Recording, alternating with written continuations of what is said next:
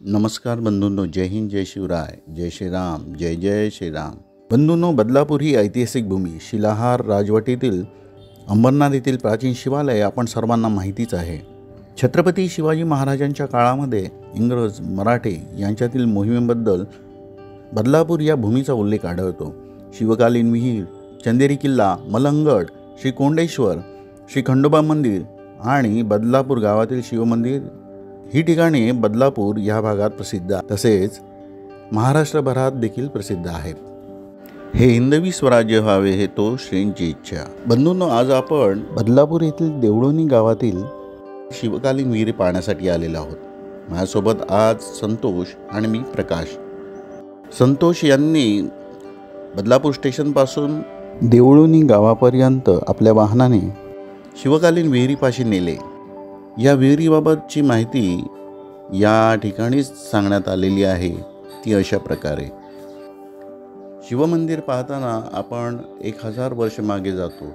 त्यानंतर थेट बदलापूरचा उल्लेख हा शिवकालामध्ये आढळतो.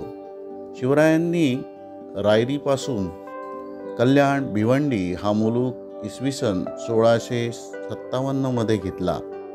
त्यानंतरच्या काळात इसवी सन 1739 सालात वसईच्या मोहिमेमध्ये बदलापूरचा उल्लेख आढळतो. अंबरनाथ येथील प्राचीन शिवमंदिर उभारताना शिलाहारांनी हे राज्य घडविले. शिवरायांच्या घोड्यांच्या टापांनी कल्याण विजयाने आसमंत दुमदुमू लागले. त्याचबरोबर मराठे इंग्रज यांच्यातील श्री मलंगडाचे इसवी सन 1780 सालचे युद्ध, यामध्ये बदलापूर, अंबरनाथ परिसर व इतर आसपासच्या परिसरातील किल्ले, मंदिरे व अन्य वास्तू हे येथील घटनांचे साक्षीदार आहेत. अशाच एका ऐतिहासिक महत्त्व असलेल्या वास्तू अर्थात शिवकालीन चावीच्या आकाराच्या विहिरीचा थोडक्यात इतिहास जाणून घेणार आहोत. 17व्या शतकात बांधलेली ही शिवकालीन विहीर आहे.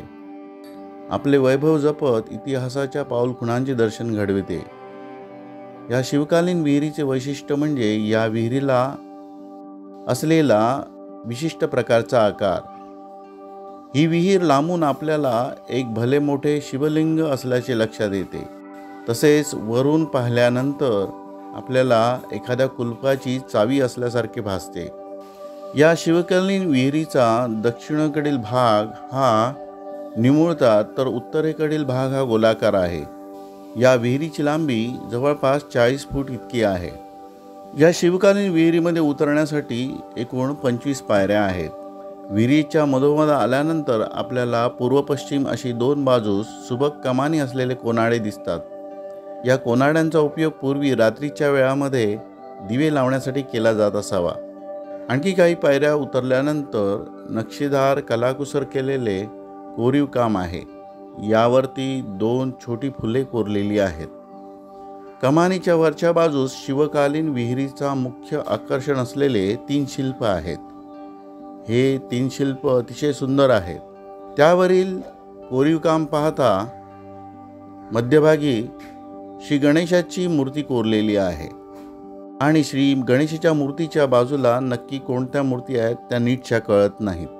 त्याचप्रमाणे पूर्व पश्चिम अशा दिशांना शरभ शिल्प कोरलेले आहे, परंतु या शरभ शिल्पांची मुखही तुटलेली आहेत.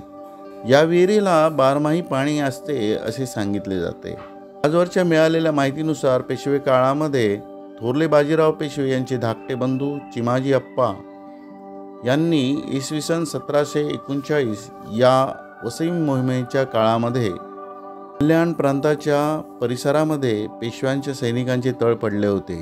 त्या ठिकाणी सैनिकांना व घोड्यांना पाण्याची व्यवस्था या ठिकाणी केली गेली. शिवरायांच्या काळामध्ये बांधलेल्या या विहिरीचे बांधकाम हे शिवकालीन शैलीतील वाटते, परंतु ही विहीर नक्की कोणी बांधली याचा उल्लेख आढळत नाही. तर बंधूंनो, ही विहीर पाहण्यासाठी आपण जरूर बदलापूरला भेट द्या. बदलापूर स्टेशनपासून एक 4 ते 5 किलोमीटर अंतरावर देवळोनी गाव आहे. या गावापासून जवळच चालत गेल्यानंतर 1-2 मिनिटावर ही विहीर आपल्याला पाहायला मिळते. बाजूलाच एक नवीनच गणेश मंदिर बांधण्यात आलेले आहे. हा परिसर अतिशय छान आणि सुंदर आहे. त्याचप्रमाणे याच्या समोरच आपण पाहिले असता चंदेरी किल्ला तसेच मलंगड ही डोंगररांग आपल्याला दिसते. या शिवकालीन विहिरीसोबतच आपल्याला येथील पुरातन आणि जुने असलेले श्री खंडोबा मंदिर देखील पाहता येईल. येथील गणेश मंदिराजवळ असलेले श्री संतोष यांचे मित्र यांनी आज चहापानाची व्यवस्था केली, तसेच या विहिरीबाबत माहिती दिली. त्यांचे धन्यवाद. तर बंधूंनो, या मंदिराला तसेच या परिसराला आपण अवश्य भेट द्या. जय हिंद, जय शिवराय, जय श्रीराम, जय जय श्रीराम. हे हिंदवी स्वराज्य व्हावे हे तो श्रींची इच्छा. हे आहे बदलापूरमधील मूळ गावातील खंडोबा मंदिर. हे मंदिर स्वयंभू आहे. आजूबाजूला निसर्गरम्य असा परिसर आहे. पावसाळ्यामधील येथील सौंदर्य स्वर्गापरी भासते.